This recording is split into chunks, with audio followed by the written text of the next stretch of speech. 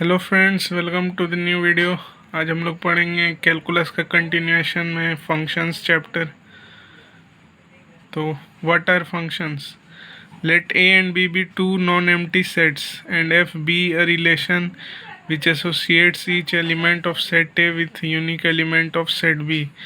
F is called a function from A to B.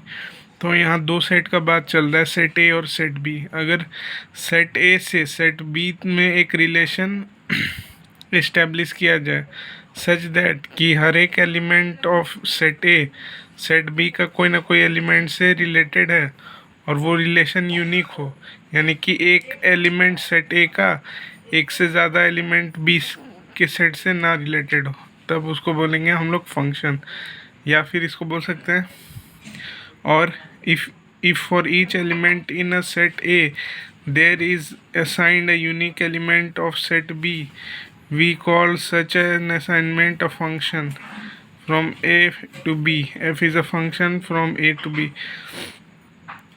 If each element in set A there is assigned a unique element in set B, set A का कोई एक element कोई एक unique element of set B से assigned है और वो हर एक एलिमेंट ऑफ ए के सेट ए के लिए ट्रू है, तब उसको बोलेंगे function from set A to set B.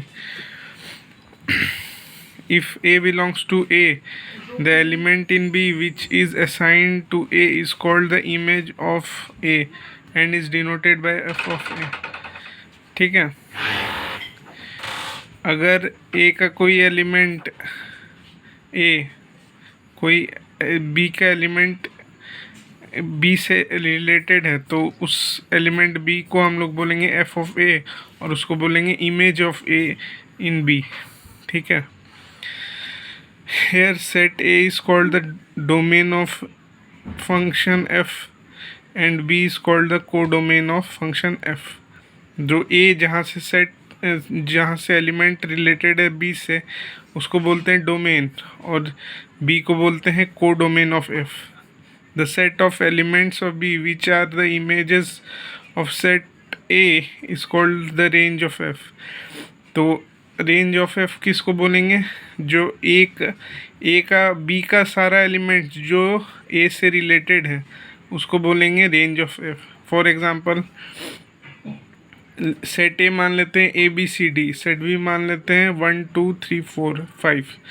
तो एफ ऑफ ए अगर 2 दिया है, एफ ऑफ बी अगर 3 दिया है, एफ ऑफ सी अगर 5 दिया है और एफ ऑफ डी 1 दिया हुआ है, या फिर इसको पिक्टोरिकली ऐसे रिप्रेजेंट कर सकते हैं।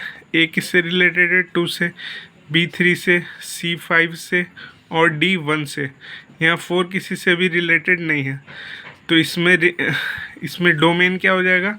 A B C D set A B C D क्या हो जाएगा? डोमेन। कोडोमेन क्या हो जाएगा? सेट बी, यानी कि 1 2 3 4 एंड 5 ये हो जाएगा सेट बी कोडोमेन। और रेंज हो जाएगा सेट 1 2 3 एंड 5। 4 किसी का इमेज नहीं है तो 4 रेंज में नहीं आएगा, तो रेंज हो जाएगा सेट 1 2 3 5। ठीक है, तो ए इज हो जाएगा domain of f, domain of f हो जाएगा A B C D, B हो जाएगा codomain of f, codomain of f हो जाएगा 1 2 3 4 5 और रेंज ऑफ एफ हो जाएगा 1 3 और 5। An element of A that is domain cannot be associated with more than one element in B. Function के लिए ये बात ट्रू है कि कोई भी एलिमेंट ए का एक से ज़्यादा एलिमेंट ऑफ बी से रिलेटेड नहीं हो सकता, यानी कि एलिमेंट ए का एक एलिमेंट बी के किसी एक एलिमेंट से ही रिलेटेड हो सकता है, एक से ज़्यादा एलिमेंट से रिलेटेड नहीं हो सकता। ठीक है, क्वेश्चन करते हैं। Given in the figure find the domain, codomain and range. तो फिगर में एक फंक्शन डिफाइन किया हुआ है, तो हमको इसका डोमेन, कोडोमेन और रेंज बताना है। ठीक है, तो देखते हैं क्या है। यहाँ ए टू बी एक फंक्शन दिया हुआ है f of A to B, और पी रिलेटेड है 2 से, क्यू रिलेटेड है 1 से, आर रिलेटेड है 3 से, एस रिलेटेड है 4 से और 5 किसी से रिलेटेड नहीं है। तो फ्रॉम अबव फिगर हम बोल सकते हैं डोमेन क्या हो जाएगा? Set P Q R S, और कोडोमेन क्या हो जाएगा? 1 2 3 4 5। और रेंज हो जाएगा 1 3 4, ठीक है, 5 इसमें इंक्लूडेड नहीं रहेगा।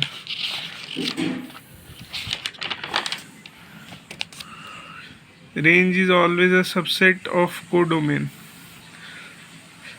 ठीक है, रेंज जो होगा वो हमेशा कोडोमेन का सबसेट होगा, क्योंकि रेंज क्या है, वो सारा एलिमेंट कोडोमेन का जो किसी न किसी एक एलिमेंट ऑफ डोमेन से रिलेटेड है, ठीक है, तो रेंज हमेशा ए का सबसेट होगा। अच्छा, अब ना देखते हैं number of function from A to B, ठीक है।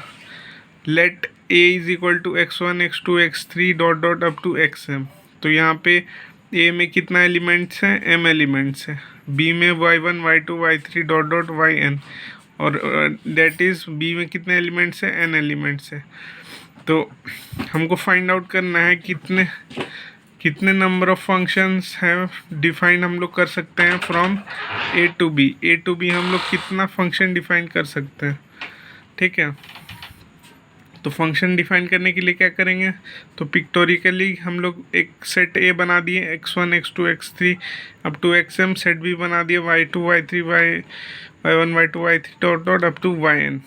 अब हम लोग देख सकते हैं x1 can take n in images, x1 किसी ना किसी एक एलिमेंट ऑफ b से रिलेट कर सकता है, ठीक है। तो x1 कितने तरीके से हम लोग का इमेज मिल सकता है b में, n तरीके से, क्योंकि b में कितने एलिमेंट्स हैं, n एलिमेंट्स हैं। उसी तरह x2 कैन ऑल्सो भी related to n images, x2 का भी n इमेज हो सकता है, dot dot dot up to xm का भी कितना इमेज हो सकता है, n इमेज हो सकता है। तो total of function from A to B क्या होगा, x1 का इमेज एंड x2 का इमेज एंड x3 का image and so on up to and xm का इमेज। तो ये एंड आ रहा है यहाँ पे, तो यहाँ पे मल्टीप्लिकेशन हो जाएगा, ठीक है। तो यहाँ पे हो जाएगा total number of function from A to B n into n into n into n up to n m times आपस में मल्टीप्लाइड होगा, तो ये हो जाएगा n to the power m, ठीक है। और इसको और ऐसे समझ सकते हैं, that is number of elements in codomain to the power number of elements in domain, ठीक है। कोडोमेन में जितने एलिमेंट्स है उसका power number of elements in domain, ठीक है।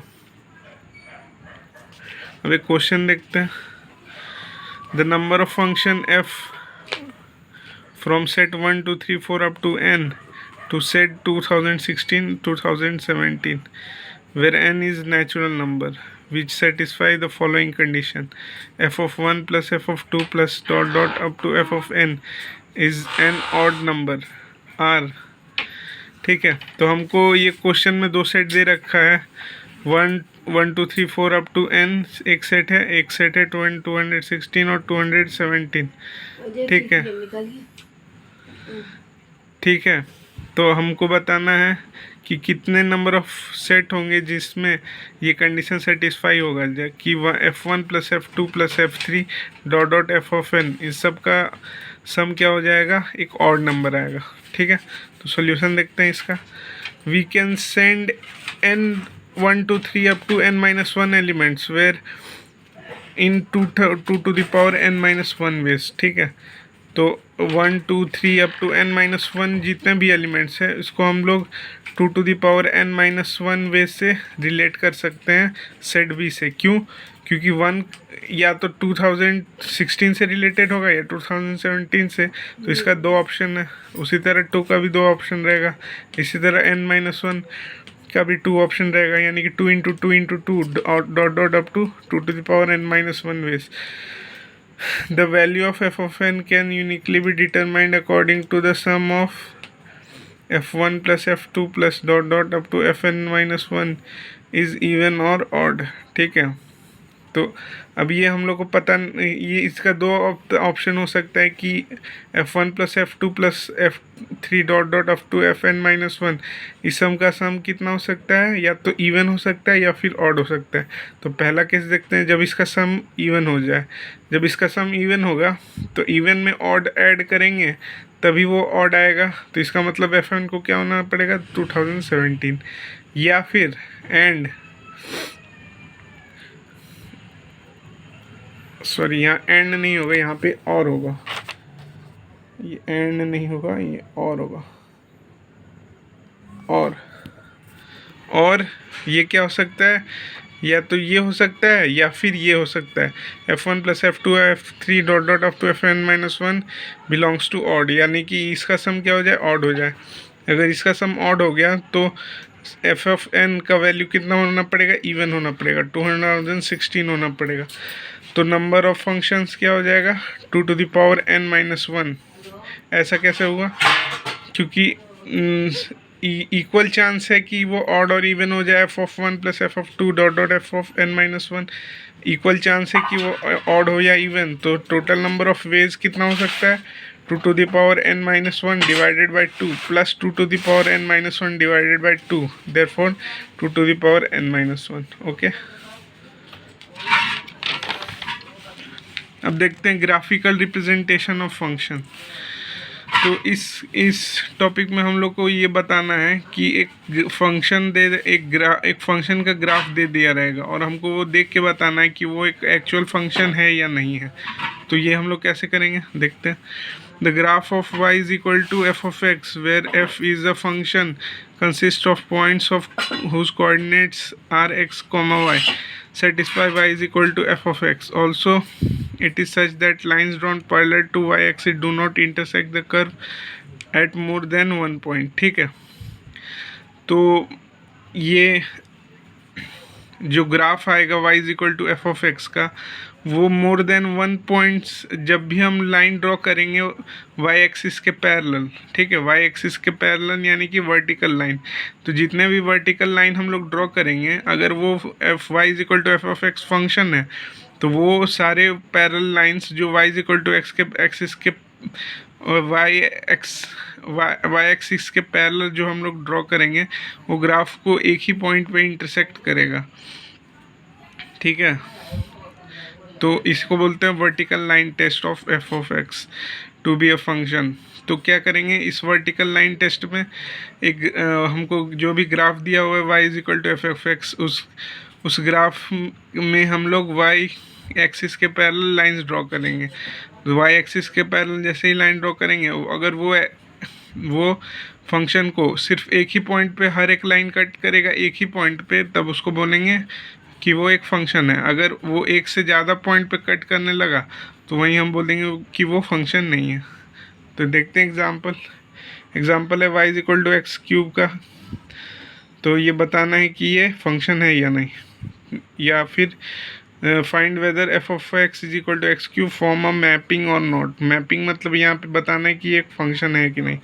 तो y is equal to x cube का ग्राफ ये रहा, y equal to x cube, ये कुछ ऐसा जा रहा है, और जितने भी lines parallel to y is equal to x equal to 0, that is y axis के जितने भी पैरेलल लाइंस का ड्रॉ करेंगे, वो ग्राफ को सिर्फ एक ही पॉइंट पे कट कर रहा है।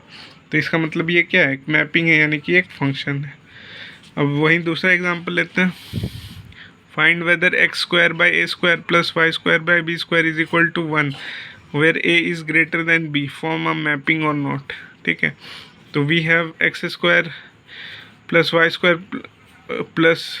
By b square equal to 1। इसका ग्राफ आता है ये एलिप्स, हॉरिजॉन्टल एलिप्स आएगा।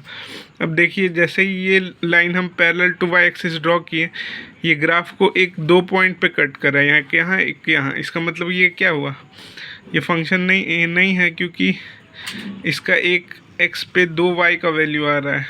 ठीक है, तो ये फंक्शन नहीं आएगा, क्योंकि वर्टिकल लाइन मोर देन वन पॉइंट पे इंटरसेक्ट कर रहा है। Therefore this ellipse is not a function. ठीक है, thank you guys, that's it for today. मिलते हैं नेक्स्ट सेक्शन ऑफ कैलकुलस में। थैंक्स।